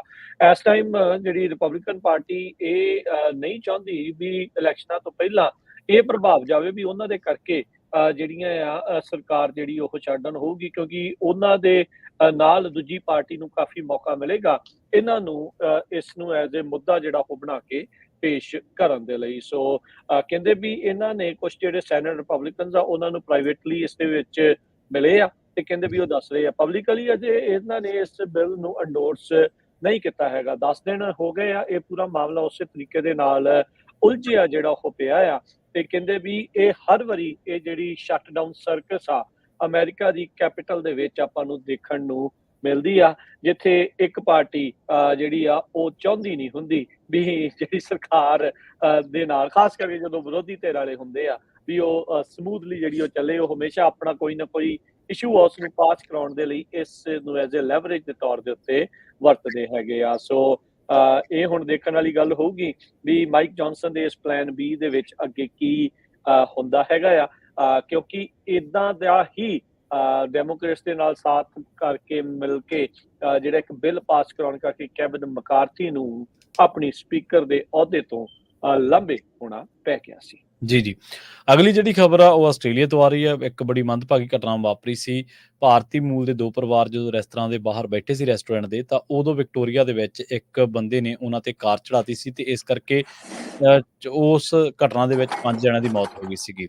ਮੈਲਬੌਰਨ ਦੇ ਨੇੜਲੇ ਸ਼ਹਿਰ ਬਿਲਾਰਟ ਦੀ ਅਦਾਲਤ ਨੇ ਪਿਛਲੇ ਸਾਲ ਇਸ ਮਾਮਲੇ ਦੇ ਵਿੱਚ, ਜਿਹਦੇ ਵਿੱਚ ਭਾਰਤੀ ਮੂਲ ਦੇ 2 ਪਰਿਵਾਰਾਂ ਦੇ 5 ਮੈਂਬਰਾਂ ਤੇ ਕਾਰ ਚੜਾਉਣ ਦੇ ਮਾਮਲੇ ਦੇ ਵਿੱਚ ਕਾਰ ਚਾਲਕ ਨੂੰ ਬਰੀ ਕਰ ਦਿੱਤਾ। ਇਸ ਘਟਨਾ ਦੇ ਵਿੱਚ 5 ਜਣਿਆਂ ਦੀ ਮੌਤ ਹੋਈ ਸੀ। ਵਿਕਟੋਰੀਆ ਦੇ ਵਿੱਚ ਪਿਛਲੇ ਸਾਲ ਨਵੰਬਰ ਦੇ ਵਿੱਚ ਇਹ ਘਟਨਾ ਵਾਪਰੀ ਸੀ, ਉਦੋਂ ਜਦੋਂ ਇਹ ਪਰਿਵਾਰ ਰੈਸਟੋਰੈਂਟ ਦੇ ਬਾਹਰ ਬੈਠੇ ਸੀ। ਵਿਲੀਅਮ ਸਵੈਲ ਜਿਹੜਾ ਕਿ ਡਰਾਈਵਰ ਸੀਗਾ, ਇਹਨੇ 66 ਸਾਲਾਂ ਨੇ ਇਹਨੇ ਪਰਿਵਾਰਾਂ ਤੇ ਕਾਰ ਚੜਾਈ ਸੀ। 5 ਜਣੇ ਮਾਰੇ ਗਏ ਸਨ, ਜਿਨ੍ਹਾਂ ਦੇ ਵਿੱਚ 2 ਬੱਚੇ ਵੀ ਸ਼ਾਮਲ ਸਨ। 3 ਦਿਨਾਂ ਤੱਕ ਚੱਲੀ ਇਸ ਮਾਮਲੇ ਦੀ ਸੁਣਵਾਈ ਦੇ ਵਿੱਚ ਬਚਾਅ ਪੱਖ ਇਹ ਸਾਬਤ ਕਰਨ ਦੇ ਵਿੱਚ ਸਫਲ ਰਿਹਾ ਕਿ ਹਾਦਸੇ ਵੇਲੇ ਕਥਿਤ ਮੁਲਜ਼ਮ ਦੀ ਬਲੱਡ ਸ਼ੂਗਰ ਅਚਾਨਕ ਇੱਕਦਮ ਘਟ ਗਈ ਸੀ, ਜਿਸ ਕਰਕੇ ਉਹ ਕਾਰ ਤੋਂ ਕੰਟਰੋਲ ਗਵਾ ਬੈਠਾ। ਘਟਨਾ ਤੋਂ ਮਗਰੋਂ ਪੁਲਿਸ ਨੇ ਇਸ ਕਥਿਤ ਦੋਸ਼ੀ ਤੇ ਵੱਖ-ਵੱਖ ਧਾਰਾਵਾਂ ਦੇ ਤਹਿਤ 14 ਦੋਸ਼ ਆਇਦ ਕੀਤੇ ਸਨ, ਪਰ ਬਚਾਅ ਪੱਖ ਦੀਆਂ ਦਲੀਲਾਂ ਤੇ ਪੇਸ਼ ਕੀਤੇ ਗਏ ਸਬੂਤਾਂ ਦੇ ਆਧਾਰ ਤੇ ਜੱਜ ਨੇ ਕਥਿਤ ਦੋਸ਼ੀ ਨੂੰ ਸਾਰੇ ਦੋਸ਼ਾਂ ਤੋਂ ਬਰੀ ਕਰ ਦਿੱਤਾ। ਸੁਣਵਾਈ ਦੌਰਾਨ ਜੱਜ ਨੇ ਕਿਹਾ ਕਿ ਘਟਨਾ ਦੇ ਸਮੇਂ ਇਸ ਦੋਸ਼ੀ ਦੀ ਹਾਲਤ, ਜਿਹਨੂੰ ਕਥਿਤ ਦੋਸ਼ੀ ਕਿਹਾ ਜਾ ਰਿਹਾ, ਖੁਦ ਦੇ ਵੱਸੋਂ ਬਾਹਰ ਹੋ ਗਈ ਸੀ। ਇਸ ਹਾਦਸੇ ਦੇ ਵਿੱਚ ਪ੍ਰਤਿਭਾ ਸ਼ਰਮਾ 44 ਸਾਲਾ, ਉਹਦੀ ਧੀ ਅਨਵੀ 9 ਸਾਲਾ ਤੇ ਪਤੀ ਜਤਿਨ ਕੁਮਾਰ 30 ਸਾਲਾਂ ਦੀ ਮੌਤ ਹੋ ਗਈ ਸੀ, ਜਦਕਿ ਦੂਜੇ ਪਰਿਵਾਰ ਦੇ ਵਿਵੇਕ ਭਾਟੀਆ 38 ਸਾਲਾ, ਉਹਦੇ 11 ਸਾਲਾ ਪੁੱਤਰ ਵਿਹਾਨ ਦੀ ਵੀ ਮੌਤ ਹੋ ਗਈ ਸੀ। ਹੋਰ ਪਰਿਵਾਰਕ ਮੈਂਬਰ ਤੇ ਇੱਕ ਛੋਟਾ ਜਿਹਾ ਬੱਚਾ ਗੰਭੀਰ ਰੂਪ ਦੇ ਵਿੱਚ ਜ਼ਖਮੀ ਹੋ ਗਏ ਸਨ। ਤੁਸੀਂ ਦੇਖ ਲਓ ਵੀ ਨਿਆਂ ਦਾ ਤਕਾਜ਼ਾ ਕੀ ਹੈ ਕਿ ਇੱਕ ਬੰਦੇ ਦੀ ਜਿਹੜੀ ਆ ਉਹ ਕਹਿੰਦਾ ਕਿ ਮੇਰੀ ਸ਼ੂਗਰ ਘਟ ਗਈ, ਉਹਨੇ ਮੈਡੀਕਲੀ ਇਹਨਾਂ ਚੀਜ਼ਾਂ ਨੂੰ ਅਦਾਲਤ ਦੇ ਵਿੱਚ ਸਥਾਪਿਤ ਕੀਤਾ, ਪਰ ਉਹ 5 ਬੰਦੇ ਕਿੱਥੋਂ ਲੱਭਣਗੇ ਜਿਹੜੇ ਇਸ ਹਾਦਸੇ ਦੇ ਵਿੱਚ ਮਾਰੇ ਗਏ? ਕਿ ਉਹਨਾਂ ਪਰਿਵਾਰਾਂ ਨੂੰ ਉਹਨਾਂ ਦੇ ਲਈ ਇਹੀ ਨਿਆਂ ਕਿ ਉਹ ਬੰਦੇ ਦੀ ਇੱਕ ਦੀ ਸ਼ੂਗਰ ਘਟ ਗਈ ਤੇ ਉਹ ਬੰਦਾ ਕਾਰ ਤੋਂ ਸੰਤੁਲਨ ਗਵਾ ਬੈਠਾ, ਕਿ ਇਹਦੇ ਲਈ ਆਵਾਜਾਈ ਦੇ ਤੌਰ ਤੇ ਕੋਈ ਨਿਯਮ ਨਹੀਂ, ਕੋਈ ਇਸ ਤਰ੍ਹਾਂ ਦੀ ਗੱਲਬਾਤ ਨਹੀਂ ਕਿ ਜਿਹੜਾ ਮੈਡੀਕਲੀ ਪ੍ਰੂਵਡ ਬੰਦਾ ਉਹਨੂੰ ਡਰਾਈਵਿੰਗ ਲਾਇਸੈਂਸ ਨਾ ਦਿੱਤਾ ਜਾਵੇ ਜਾਂ ਉਹਦਾ ਸਸਪੈਂਡ ਕੀਤਾ ਜਾਵੇ, ਤੇ ਜਾਂ ਸਿਰਫ ਕੀ ਨਿਆਂ ਦੇ ਵਿੱਚ ਇਹੀ ਜ਼ੀਰਾ ਕਾਫੀ ਹੈ ਕਿ ਉਹਦਾ ਸਰੀਰ ਦੇ ਕੰਟਰੋਲ ਨਹੀਂ ਰਿਹਾ ਤੇ ਕੰਟਰੋਲ ਤੋਂ ਬਾਅਦ 5 ਬੰਦੇ ਮਾਰੇ ਜਾਂ 50 ਬੰਦੇ ਮਾਰੇ, ਕੋਈ ਦੋਸ਼ ਨਹੀਂ ਇਸ ਮਾਮਲੇ ਦੇ ਵਿੱਚ। ਜੀ ਬਿਲਕੁਲ, ਇਹ ਇਦਾਂ ਦਾ ਗ੍ਰੇ ਏਰੀਆ ਆ ਮੈਡੀਕਲ ਟਰਮੀਨੋਲੋਜੀ ਦੀ ਜਿਹੜੀ ਉਹ ਵਰਤਦੇ ਹੋਏ, ਜਿਸ ਦੇ ਵਿੱਚ ਕਿਤੇ ਬਚਾਅ ਹੋ ਜਾਂਦਾ। ਇਹ ਇਹਦੇ ਪੱਖ ਤੋਂ ਦੇਖੀਏ ਇਹਦਾ ਬਚਾਅ ਹੋ ਗਿਆ, ਪਰ ਉਹਨਾਂ ਜੀਆਂ ਦਾ, ਉਹਨਾਂ ਪਰਿਵਾਰਾਂ ਦਾ ਤਾਂ ਜਿਹੜਾ ਉਹ ਕਦੀ ਵੀ ਉਹ ਜੀਅ ਵਾਪਸ ਜਿਹੜੇ ਉਹ ਨਹੀਂ ਮੁੜਨੇ। ਬੜੀ ਮੰਦਭਾਗੀ ਘਟਨਾ ਆ ਤੇ ਇਹ ਇੱਕ ਹਿਸਾਬ ਦੇ ਨਾਲ ਅੱਲੇ ਜਿਹੜੇ ਆ ਫੱਟਾਂ ਦੇ ਉੱਤੇ ਜਿਹੜਾ ਲੂਣ ਧੁੱਕਦਾ ਆ ਉਹਨਾਂ ਬਿਲਕੁਲ, ਪਰਿਵਾਰਾਂ ਦੇ ਲਈ ਜਿਨ੍ਹਾਂ ਦੇ ਜਿਹੜੇ ਆ ਜੀ ਚਲੇ ਗਏ ਆ। ਹੂੰ, ਚਾਹੇ ਉਹਦਾ ਰੀਜ਼ਨ ਵੈਲਿਡ ਸੀ, ਚਾਹੇ ਉਹ ਇਨਵੈਲਿਡ ਸੀ, ਜੋ ਹੂੰ, ਵੀ ਸੀ, ਪਰ ਉਹਨਾਂ ਦੇ ਲਈ ਬੜਾ ਇੱਕ ਧੱਕੇ ਵਾਲੀ ਜਿਹੜੀ ਇਹ ਖਬਰ ਜੀ, ਲੱਗੀ। ਜੀ, ਅਗਲੀ ਜਿਹੜੀ ਗੱਲ ਕਰਦੇ ਜਾਈਏ, 3 ਮਾਈਲ ਆਈਲੈਂਡ, ਇਹ ਕਾਫੀ ਇੱਕ ਮਸ਼ਹੂਰ ਆਈਲੈਂਡ ਆ ਇਸ ਲਈ ਕਿਉਂਕਿ ਉੱਥੇ ਇੱਕ ਪਰਮਾਣੂ ਪਲਾਂਟ ਹੈਗਾ ਆ। ਉਸ ਨੂੰ ਕਹਿੰਦੇ ਵੀ ਦੁਬਾਰਾ ਚਾਲੂ ਕੀਤਾ ਜਾਊਗਾ ਤੇ ਮਾਈਕਰੋਸਾਫਟ ਦਾ ਜਿਹੜੇ ਡਾਟਾ ਸੈਂਟਰ ਆ ਉਸ ਨੂੰ ਇੱਥੋਂ ਬਿਜਲੀ ਦਿੱਤੀ ਜਾਵੇਗੀ। 2028 ਦੇ ਵਿੱਚ ਮੁੜ ਦੁਬਾਰਾ ਇਸ ਨੂੰ ਔਨ ਗ੍ਰਿਡ ਜਿਹੜਾ ਉਹ ਲਿਆਂਦਾ ਜਾਊਗਾ। 1979 ਦੇ ਵਿੱਚ ਕਹਿੰਦੇ ਵੀ ਪਾਰਸ਼ਲ ਮੈਲਟ ਡਾਊਨ ਹੋਇਆ ਸੀਗਾ ਇਸ 3 ਮਾਈਲ ਆਈਲੈਂਡ ਦੇ ਵਿੱਚ ਤੇ ਉਸ ਤੋਂ ਬਾਅਦ ਚ ਇਹ ਬੰਦ ਪਿਆ ਸੀ। ਹੁਣ ਇਵੈਂਚੁਅਲੀ ਪੈਂਸਿਲਵੇਨੀਆ ਦਾ ਜਿਹੜਾ 3 ਮਾਈਲ ਆਈਲੈਂਡ ਨਿਊਕਲੀਅਰ ਪਲਾਂਟ ਆ ਉਸ ਦੇ ਜਿਹੜੇ ਰਿਐਕਟਰਸ ਆ ਉਸ ਨੂੰ ਕਹਿੰਦੇ ਵੀ ਸਟਾਰਟ ਕਰਨ ਦੇ ਵਿੱਚ ਕਾਮਯਾਬੀ ਮਿਲੀ ਸੀ ਤੇ ਪਾਵਰ ਪਰਚੇਸ ਡੀਲ ਜਿਹੜੀ ਮਾਈਕਰੋਸਾਫਟ ਤੇ ਕਨਸਟਲੇਸ਼ਨ એનર્ਜੀ ਕਰਕੇ ਕੰਪਨੀ ਆ ਉਹਨਾਂ ਦੇ ਦਰਮਿਆਨ ਸਮਝੌਤਾ ਜਿਹੜਾ ਇਹ ਹੋਇਆ ਹੈਗਾ ਆ। AI ਦੇ ਲਈ, ਆਰਟੀਫੀਸ਼ੀਅਲ ਇੰਟੈਲੀਜੈਂਸ ਦੇ ਲਈ ਬਿਜਲੀ ਦੀ ਵਰਤੋਂ ਬਹੁਤ ਜ਼ਿਆਦਾ ਜ਼ਰੂਰਤ ਪੈਣੀ ਆ। ਵੱਡੇ ਕੰਪਿਊਟਰ ਗ੍ਰਾਫਿਕ ਕਾਰਡਸ ਤੇ ਉਸ ਦੀ ਜਿਹੜੀ ਕਹਿ ਲਓ ਵੀ ਸੋਲਿਊਸ਼ਨਸ ਦੇਣ ਵਾਲੀ ਜਿਹੜੀ ਆ ਉਹਦੇ ਲਈ ਸਰਵਰਸ ਹੀ ਕੰਪਿਊਟਿੰਗ ਪਾਵਰ ਹੀ ਜਿਹੜੀ ਉਹ ਚਾਹੀਦੀ ਹੋਣੀ ਆ ਤੇ ਉਹਦੇ ਲਈ ਬਿਜਲੀ ਹੀ ਚਾਹੀਦੀ ਆ। ਉਤੋਂ ਦੇਖਿਆ ਜਾਵੇ ਤਾਂ ਦੁਨੀਆ ਭਰ ਦੇ ਵਿੱਚ, ਅਮਰੀਕਾ ਦੇ ਵਿੱਚ ਵੀ EV ਦਾ, ਇਲੈਕਟ੍ਰਿਕ ਵਹੀਕਲ ਦਾ ਪੂਰਾ ਦੌਰ ਜਿਹੜਾ ਉਹ ਚੱਲ ਰਿਹਾ, ਉਹਦਾ ਸਭ ਦੇ ਲਈ ਬਿਜਲੀ ਦੀ ਜ਼ਰੂਰਤ ਆ। ਸੋ ਇੱਥੇ ਇਹ ਹਮੇਸ਼ਾ ਇਨਫਰਾਸਟ੍ਰਕਚਰ ਨੂੰ ਲੈ ਕੇ ਸਵਾਲ ਰਹਿੰਦਾ ਹੀ ਆ ਬਈ ਇਹ ਬਿਜਲੀ ਪਾਉਣੀ ਕਿੱਥੋਂ ਆ। ਬਹੁਤ ਸਾਰੇ ਲੋਕ ਨਿਊਕਲੀਅਰ ਪਲਾਂਟ ਦੀ ਗੱਲ ਕਰਦੇ ਆ ਪਰ ਜਾਪਾਨ ਵਾਲਾ, ਚਰਨੋਬਲ ਵਾਲਾ, 3 ਮਾਈਲ ਆਈਲੈਂਡ ਵਾਲਾ ਵੀ ਜਿਹੜਾ ਜਦੋਂ ਸਾਹਮਣੇ ਆਉਂਦਾ ਹੈ ਤਾਂ ਉੱਥੋਂ ਇਹ ਲੱਗਦਾ ਆ ਵੀ ਇਹ ਖਤਰਨਾਕ ਜਿਹੜਾ ਉਹ ਹੋ ਸਕਦਾ। ਨੋ ਡਾਊਟ ਕਈ ਥਾਵਾਂ ਦੇ ਉੱਤੇ ਬੜੇ ਸੇਫਲੀ ਜਿਹੜਾ ਉਹ ਸਾਰਾ ਕੁਝ ਚੱਲ ਵੀ ਰਿਹਾ ਹੈਗਾ ਆ। ਸੋ ਕਹਿੰਦੇ ਵੀ ਇਹ ਕੰਪਨੀਆਂ ਨੇ ਅੱਜ ਜਿਹੜਾ ਇਹ ਅਨਾਉਂਸ ਕੀਤਾ ਵੀ 20 ਸਾਲ ਦੀ ਇਹਨਾਂ ਦੀ ਡੀਲ ਆ ਜਿਹਦੇ ਵਿੱਚ 835 ਮੈਗਾਵਾਟ ਜਿਹੜੀ ਆ ਬਿਜਲੀ ਦਾ ਉਤਪਾਦਨ ਆ ਉਹ ਕੀਤਾ ਜਾਊਗਾ ਯੂਨਿਟ 1 ਦੇ ਵਿੱਚ, ਜੋ ਕਿ 2019 ਚ ਉਹਨਾਂ ਨੇ ਉੱਥੇ ਬੰਦ ਕੀਤਾ ਸੀਗਾ। ਇਸ ਨਿਊਕਲੀਅਰ ਇੰਡਸਟਰੀ ਨੇ ਕਈ ਦਹਾਕਿਆਂ ਤੱਕ 1979 ਤੋਂ ਪਹਿਲਾਂ ਇੱਥੇ ਜਿਹੜੀ ਆ ਬਿਜਲੀ ਪ੍ਰਦਾਨ ਕੀਤੀ ਸੀਗੀ। ਮਾਈਕਰੋਸਾਫਟ ਆਪਣੇ ਆਪ ਨੂੰ ਡੀਕਾਰਬੋਨਾਈਜ਼ ਕਰ ਰਿਹਾ, ਯਾਨੀ ਕਿ ਕਾਰਬਨ ਨਿਊਟਰਲ ਬਣਨ ਦੀ ਕੋਸ਼ਿਸ਼ ਦੇ ਵਿੱਚ ਜਿਹੜੀ ਨਿਊਕਲੀਅਰ એનર્ਜੀ ਆ ਉਸ ਨੂੰ ਜਿਹੜਾ ਇੱਕ ਜ਼ੀਰੋ ਮਿਸ਼ਨ એનર્ਜੀ ਦੇ ਤੌਰ ਦੇ ਉੱਤੇ ਜਿਹੜਾ ਉਹ ਦੇਖਿਆ ਜਾਂਦਾ ਕਿਉਂਕਿ ਉਸ ਦੇ ਵਿੱਚ ਫੋਸਿਲ ਫਿਊਲ ਆ ਉਹ ਨਹੀਂ ਸਾੜੇ ਜਾਂਦੇ ਹੈਗੇ। ਸੋ ਹੁਣ ਦੇਖੋ ਅੱਗੇ ਇਸ ਦੇ ਵਿੱਚ ਕੀ ਬਣਦਾ ਆ, ਪਰ ਇਹ ਜਿਹੜਾ ਨਿਊਕਲੀਅਰ ਪਲਾਂਟ ਆ ਮੁੜ ਦੁਬਾਰਾ ਜਿਹੜਾ ਉਹ ਚਾਲੂ ਹੋਣ ਜਾ ਰਿਹਾ ਆ। ਤੇ ਇਧਰ ਕੈਲੀਫੋਰਨੀਆ ਵਾਲਾ ਜਿਹੜਾ ਡਿਆਬਲੋ ਵਾਲਾ ਸੀਗਾ ਉਸ ਨੂੰ ਬੰਦ ਕਰਨ ਦੇ ਉੱਤੇ ਜ਼ੋਰ ਲੱਗਾ ਸੀ। ਹੁਣ ਦੇਖੋ ਉਹ ਇੱਥੇ ਉਹ ਚੀਜ਼ ਜਿਹੜੀ ਉਹ ਕਦੋਂ ਦੁਬਾਰਾ ਚਾਲੂ ਹੋ ਸਕਦੀ ਆ। ਜੀ। ਅਗਲੀ ਖਬਰ ਦੇ ਵੱਲ ਵਧੀਏ ਤੇ ਗੱਲ ਕਰੀਏ ਰੂਸ ਯੂਕਰੇਨ ਜੰਗ ਦੇ ਬਾਰੇ। ਇਹਦੇ ਵਿੱਚ ਇੱਕ ਹੋਰ ਖਬਰ ਜਿਹੜੀ ਭਾਰਤ ਦੇ ਐਂਗਲ ਤੋਂ ਕਰਨ ਵਾਲੀ ਹੈ ਉਹ ਇਹ ਹੈ ਕਿ ਭਾਰਤੀ ਹਥਿਆਰ ਜਿਹੜੇ ਪ੍ਰੋਡਿਊਸਰਸ ਨੇ, ਉਹ ਨਿਰਮਾਤਾ ਜਿਹੜੇ ਨੇ, ਉਹਨਾਂ ਨੇ ਹੁਣ ਯੂਰਪੀ ਜਿਹੜੇ ਗਾਹਕਾਂ ਨੂੰ ਵੇਚੇ ਤੋਪਾਂ ਦੇ ਗੋਲੇ ਤੇ ਉਹ ਜਿਹੜੇ ਹੁਣ ਯੂਰਪੀ ਗਾਹਕਾਂ ਨੇ ਖਰੀਦੇ ਸੀਗੇ ਉਹ ਹੁਣ ਯੂਕਰੇਨ ਨੂੰ ਦੇ ਰਹੇ ਨੇ ਤੇ ਇਹਦੇ ਲਈ ਰੂਸ ਦੇ ਖਿਲਾਫ ਉਹ ਜੰਗ ਦੇ ਵਿੱਚ ਵਰਤੇ ਜਾ ਰਹੇ ਨੇ ਤੇ ਯੂਕਰੇਨ ਭੇਜ ਦਿੱਤੇ ਗਏ ਨੇ। ਰੂਸ ਨੇ ਇਸ ਮਾਮਲੇ ਦੇ ਵਿੱਚ ਵਿਰੋਧ ਜਤਾਇਆ ਤੇ ਬਾਵਜੂਦ ਇਸ ਦੇ ਭਾਰਤ ਨੇ ਇਸ ਕਾਰਵਾਈ ਨੂੰ ਰੋਕਣ ਦੇ ਲਈ ਕੋਈ ਕਹਿੰਦੇ ਦਖਲ ਹੈ ਉਹ ਜਿਹੜਾ ਨਹੀਂ ਦਿੱਤਾ। ਭਾਰਤੀ ਅਸਲਾ ਯੂਕਰੇਨ ਭੇਜਣ ਵਾਲੇ ਯੂਰਪੀ ਮੁਲਕਾਂ ਦੇ ਵਿੱਚ ਇਟਲੀ ਤੇ ਚੈੱਕ ਗਣਰਾਜ ਵੀ ਸ਼ਾਮਲ ਨੇ।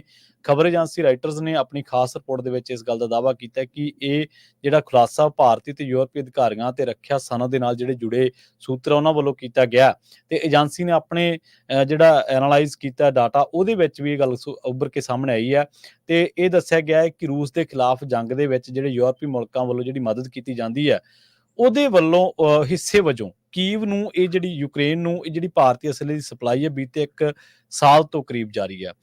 ਭਾਰਤ ਦੇ ਹਥਿਆਰਾਂ ਦੀ ਬਰਾਮਦ ਸੰਬੰਧੀ ਜਿਹੜੇ ਨਿਯਮਾਂ ਵੇਚੇ ਗਏ ਹਥਿਆਰਾਂ ਨੂੰ ਇਹਨਾਂ ਦੇ ਐਲਾਨੀਆਂ ਗਾਹਕਾਂ ਤੋਂ ਇਲਾਵਾ ਕਿਸੇ ਹੋਰ ਵੱਲੋਂ ਵਰਤੇ ਜਾਣ ਦੀ ਮਨਾਹੀ ਤਾਂ ਕਰਦੇ ਆ ਪਰ ਗਾਹਕਾਂ ਵੱਲੋਂ ਅਜਿਹਾ ਕੀਤੇ ਜਾਣ ਤੇ ਕਹਿੰਦੇ ਉਹਨਾਂ ਨੂੰ ਭਵਿੱਖ ਦੇ ਵਿੱਚ ਹਥਿਆਰ ਦੇਣ ਤੋਂ ਨਾ ਵੀ ਜਿਹੜੀ ਕੀਤੀ ਜਾ ਸਕਦੀ ਹੈ। 3 ਭਾਰਤੀ ਅਧਿਕਾਰੀਆਂ ਦੀ ਜੇਕਰ ਗੱਲ ਮੰਨੀਏ ਤਾਂ ਉਹ ਮਾਸਕੋ ਨੇ ਘੱਟੋ ਘੱਟ 2 ਵਾਰ ਇਹ ਮਾਮਲਾ ਭਾਰਤ ਕੋਲ ਉਠਾਇਆ ਕਿ ਜਿਹੜੇ ਤੁਹਾਡੇ ਇੱਥੇ ਪ੍ਰੋਡਿਊਸ ਕੀਤੇ ਜਾਂਦੇ ਨੇ ਹਥਿਆਰ ਉਹ ਯੂਰਪੀ ਮੁਲਕਾਂ ਇਟਲੀ, ਚੈੱਕ ਗਣਰਾਜ ਦੇ ਕੁਝ ਲੋਕਾਂ ਨੂੰ ਵੇਚੇ ਗਏ ਨੇ ਤੇ ਉਹ ਹਥਿਆਰ ਹੁਣ ਉਹ ਯੂਕਰੇਨ ਨੂੰ ਦੇ ਰਹੇ ਨੇ ਜਿਹੜੇ ਕਿ ਸਾਡੇ ਖਿਲਾਫ ਵਰਤੇ ਜਾ ਰਹੇ ਨੇ।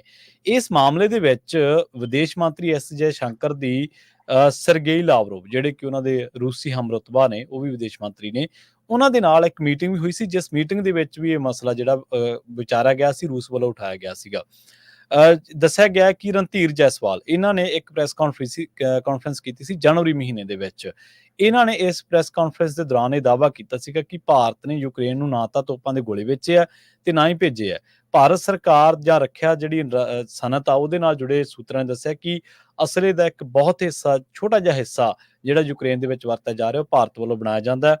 ਤੇ ਅਧਿਕਾਰੀਆਂ ਨੇ ਇਹ ਗੱਲ ਕਹੀ ਹੈ ਕਿ ਜੰਗ ਸ਼ੁਰੂ ਹੋਣ ਤੋਂ ਬਾਅਦ ਕੀਵ ਵੱਲੋਂ ਜਿਹੜੇ ਦਰਾਮਦ ਕੀਤੇ ਗਏ ਅਸਲੇ ਦੇ ਵਿੱਚ ਭਾਰਤੀ ਅਸਲੇ ਦਾ ਹਿੱਸਾ ਮਹਿਜ਼ 1% ਵੀ ਨਹੀਂ ਬਣਦਾ। ਤੇ ਜੇਕਰ 1% ਵੀ ਨਹੀਂ ਬਣਦਾ ਤੇ ਜਿਹੜੀ ਐਸ ਜੈ ਸ਼ੰਕਰ ਦੀ ਤੇ ਸਰਗੇਈ ਲਾਵਰੋਵ ਦੀ ਮੀਟਿੰਗ ਹੋਈ ਹੈ, ਇਹਦੇ ਵਿੱਚ ਹੁਣ ਫਿਰ ਉਹਨੇ ਪ੍ਰਮੁੱਖਤਾ ਦੇ ਨਾਲ ਕਿਉਂ ਜਿਹੜਾ ਇਹ ਮਸਲਾ ਉਠਾਇਆ। ਤੁਸੀਂ ਦੇਖੋ ਵੀ ਆਪਾਂ ਅਕਸਰ ਹੀ ਅਪਡੇਟ ਅਮਰੀਕਾ ਪ੍ਰੋਗਰਾਮ ਦੇ ਵਿੱਚ ਇਸ ਗੱਲ ਦੀ ਚਰਚਾ ਕਰਦੇ ਰਹਿੰਦੇ ਹਾਂ ਕਿ ਇੱਕ ਪਾਸੇ ਭਾਰਤ ਰੂਸ ਦੇ ਨਾਲ ਯਾਰੀ, ਅਮਰੀਕਾ ਦੇ ਜਦੋਂ ਪਰਸਪੈਕਟਿਵ ਤੋਂ ਇਹ ਗੱਲ ਕੀਤੀ ਜਾਂਦੀ ਹੈ ਕਿ ਤੇਲ ਜਾਂ ਹੋਰ ਪਾਬੰਦੀਆਂ, ਬਾਅਦ ਦੇ ਵਿੱਚ ਇਹ ਵੀ ਗੱਲ ਸਾਹਮਣੇ ਆਈ ਸੀ ਕਿ ਭਾਰਤ ਤੇ ਰੂਸ ਦੀਆਂ ਜਿਹੜੀਆਂ ਏਜੰਸੀਆਂ ਨੇ ਉਹਨਾਂ ਨੇ ਆਪਸੀ ਲੈਣ ਦੇਣ ਵੀ ਕੀਤਾ ਪਾਬੰਦੀਆਂ ਦੇ ਬਾਵਜੂਦ ਵੀ ਵਾਇਆ ਯੂਰਪੀਅਨ ਮੁਲਕਾਂ ਦੇ। ਹੁਣ ਜੀ ਜੀ ਬਿਲਕੁਲ ਗੁਪਤ ਰਾਹ ਦੇ ਰਾਹੀਂ ਹੁਣ ਇਹ ਖਬਰ ਆ ਰਹੀ ਹੈ ਕਿ ਯੂਕਰੇਨ ਨੂੰ ਵੀ ਭਾਰਤ ਜਿਹੜਾ ਉਹਦੀਆਂ ਜਿਹੜੇ ਪ੍ਰੋਡਿਊਸਰਸ ਨੇ ਹਥਿਆਰਾਂ ਦੇ ਉਹ ਅਸਲਾ ਵੇਚ ਰਹੇ ਨੇ ਤੇ ਉਹ ਜਾ ਰਿਹਾ ਵਾਇਆ ਯੂਰਪੀਅਨ ਮੁਲਕਾਂ, ਚਾਹੇ ਉਹ ਇਟਲੀ ਹੈ ਤੇ ਚਾਹੇ ਉਹ ਚੈੱਕ ਗਣਰਾਜ ਜਾਂ ਹੋਰ ਜਿਹੜੇ ਇਲਾਕੇ ਨੇ। ਹੁਣ ਇਸ ਮਾਮਲੇ ਦੇ ਵਿੱਚ ਭਾਰਤ ਦੀ ਜਿਹੜੀ ਸਥਿਤੀ ਆ ਉਹ ਦੋ ਬੇੜੀਆਂ ਦੇ ਵਿੱਚ ਪੈਰ ਧਰਨ ਵਾਲੀ ਆ। ਇੱਕ ਪਾਸੇ ਸਸਤਾ ਤੇਲ, ਦੂਜੇ ਪਾਸੇ ਪਾਬੰਦੀਆਂ ਦੇ ਬਾਵਜੂਦ ਜਿਹੜਾ ਵਪਾਰ ਕਰਨਾ, ਤੇ ਤੀਜੇ ਪਾਸੇ ਯੂਕਰੇਨ ਵਾਲੇ ਪਾਸਿਓਂ ਵੀ ਉਹ ਯੂਰਪੀ ਮੁਲਕਾਂ ਦੇ ਨਾਲ ਆਪਣੀ ਜਿਹੜੀ ਯਾਰੀ ਆ ਉਹ ਤੋੜਨੀ ਨਹੀਂ ਚਾਹੁੰਦਾ। ਕੂਟਨੀਤਿਕ ਤੌਰ ਤੇ ਇਹ ਚੀਜ਼ਾਂ ਅੱਗੇ ਜਿਵੇਂ ਜਿਵੇਂ ਐਕਸਪੋਜ਼ ਹੋਣਗੀਆਂ, ਭਾਰਤ ਸਰਕਾਰ ਨੂੰ ਕਿਵੇਂ ਇਹਨਾਂ ਨੂੰ ਫੇਸ ਕਰਨਾ ਪਊਗਾ ਉਹ ਭਵਿੱਖ ਦੇ ਗਰਭ ਦੇ ਵਿੱਚ ਜੀ। ਇਸੇ ਸੰਬੰਧ ਦੇ ਵਿੱਚ ਮੋਦੀ ਕਿਉਂਕਿ ਇੱਥੇ ਆ ਰਿਹਾ ਜੀ ਜੀ ਅਮਰੀਕਾ ਦੇ ਵਿੱਚ, ਤਾਂ ਉਹਦੇ ਉਲਟ ਜਿਹੜੇ ਰੋਸ ਮੁਜ਼ਾਹਰੇ ਵੀ ਜਿਹੜੇ ਉਹ ਕਿਤੇ ਜਾ ਰਹੇ ਆ। ਟ੍ਰਾਂਸਨੈਸ਼ਨਲ ਡਿਪਰੈਸ਼ਨ ਦਾ ਮੁੱਦਾ ਇਸ ਟਾਈਮ ਸਰਗਰਮ ਅਮਰੀਕਾ ਦੇ ਵਿੱਚ ਹੋ ਸਕਦਾ ਵੀ ਫੈਡਰਲ ਤੌਰ ਦੇ ਉੱਤੇ ਇਸ ਦੇ ਲੈ ਕੇ ਬਿੱਲ ਵੀ ਆਵੇ। ਆਪਾਂ ਦੇਖਿਆ ਵੀ ਇਹ ਅਜਿਹਾ ਬਿੱਲ ਜਸਮੀਤ ਕੌਰ ਬੈਂਸ ਜੋ ਕਿ ਡਲੀਨੋ ਤੋਂ ਅਸੈਂਬਲੀ ਵੂਮਨ ਆ, ਉਹਨਾਂ ਨੇ ਲਿਆਂਦਾ ਸੀ, ਜਿਸ ਨੂੰ ਪਰ ਇਵੈਂਚੁਅਲੀ ਉਲਟ ਕਰ ਕਰਕੇ ਚਿੱਠੀਆਂ ਜਿਹੜੀਆਂ ਉਹ ਪਾ ਕੇ ਕੁਝ ਜਿਹੜੀਆਂ ਭਾਰਤ ਪੱਖੀ ਆਰਗੇਨਾਈਜੇਸ਼ਨ ਉਹਨਾਂ ਨੇ ਉਹਨੂੰ ਠੰਡੇ ਬਸਤੇ 'ਚ ਜਿਹੜਾ ਉਹ ਪਵਾ ਦਿੱਤਾ ਸੀ। ਪਰ ਜਿੱਥੇ ਜਿੱਥੇ ਮੋਦੀ ਆ ਰਿਹਾ ਉਸ ਤੇ ਉਲਟ ਕਹਿੰਦੇ ਵੀ ਪ੍ਰੋਟੈਸਟ ਜਿਹੜੇ ਉਹ ਹੋਣ ਜਾ ਰਹੇ ਆ। 21 ਸਤੰਬਰ ਨੂੰ ਸ਼ਨੀਚਰਵਾਰ ਨੂੰ 2 ਤੋਂ 7 ਵਜੇ ਦੇ ਵਿੱਚ ਵਿਲੀਅਮਟਨ ਡੈਲਾਵੇਅਰ ਦੇ ਵਿੱਚ ਹੋਣਾ ਆ, ਉੱਥੇ ਪ੍ਰੋਟੈਸਟ ਹੋਣ ਜਾ ਰਿਹਾ। 22 ਤਰੀਕ ਨੂੰ ਨੈਸਿਓ ਕੋਲਿਸਿਅਮ ਦੇ ਵਿੱਚ ਇਹ ਜਾ ਰਿਹਾ, ਪਹੁੰਚ ਰਿਹਾ ਆ ਮੋਦੀ।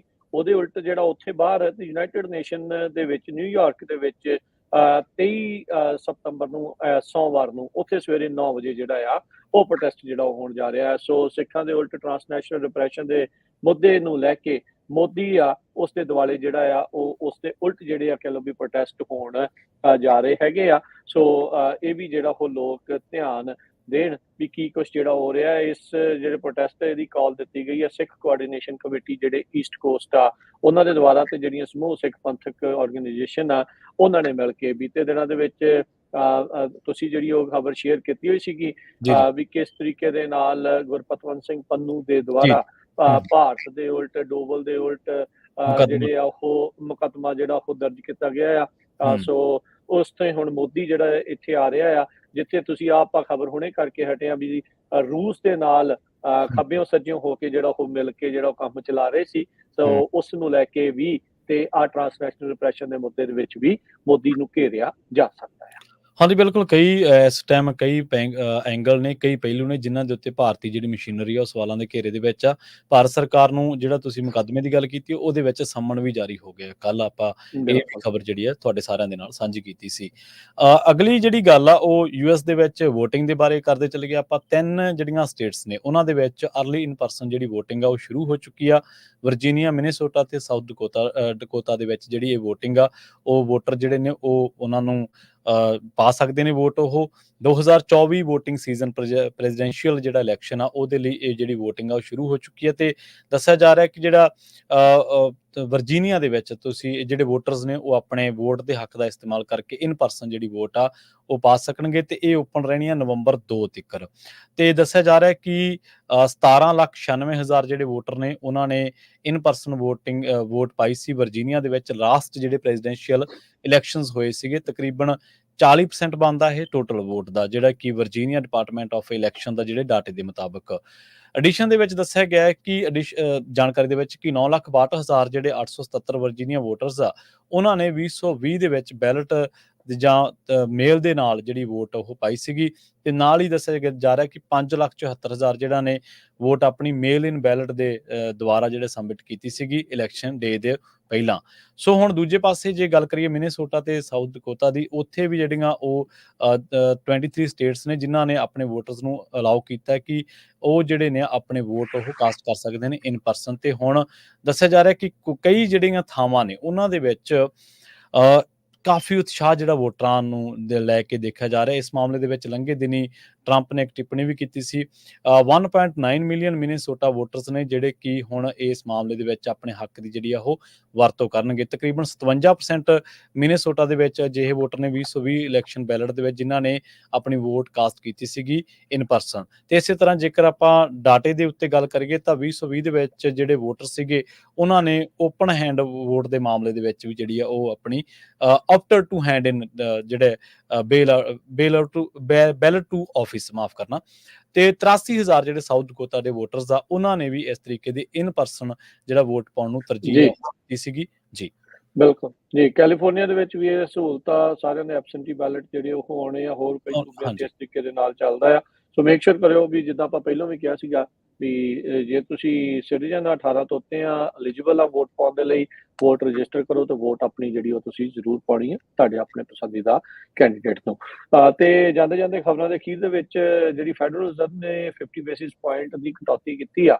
ਹੁਣ ਉਸ ਤੋਂ ਬਾਅਦ ਦੇ ਵਿੱਚ ਅਟਕਲਾਂ ਨਵੀਆਂ ਇਹ ਚੱਲ ਪਈਆਂ ਆ ਪ੍ਰਵੀਨ ਜੀ ਵੀ ਕੀ ਇਸ ਤੋਂ ਬਾਅਦ ਦੇ ਵਿੱਚ ਹੋਰ ਵੀ ਇੰਟਰਸਟ ਰੇਟ ਕੱਟਸ ਜਿਹੜੇ ਹੋਣਗੇ।